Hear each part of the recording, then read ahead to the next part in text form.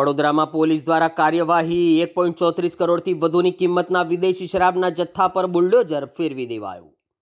ગુજરાતમાં દારૂબંધીના કડક અમલ વચ્ચે વડોદરા પોલીસ દ્વારા જપ્ત કરવામાં આવેલા 1.34 કરોડથી વધુ કિંમતના વિદેશી દારૂના જથ્થાનો આજે નાશ કરવામાં આવ્યો છે। વડોદરા શહેરની કપુરાઈ પોલીસ મથક હદ વિસ્તારમાં આ કાર્યવાહી હાથ ધરવામાં આવી હતી। ખુલ્લા મેદાનમાં જપ્ત કરાયેલી દારૂની બોટલો પાથરી દેવાઈ અને ત્યારબાદ રોડ ફેરવી સમગ્ર જથ્થાનો નાશ કરવામાં આવ્યો।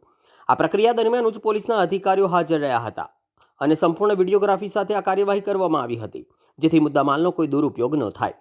ગુજરાત ડ્રાય સ્ટેટ હોવાને કારણે રાજ્યમાં દારૂબંધીનો કડક અમલ થાય છે। પોલીસ દ્વારા સમયાંતરે જપ્ત કરાયેલા નશાકારક પદાર્થોનો જાહેર નાશ કરીને બુટલેગરોને કડક સંદેશ આપવામાં આવે છે।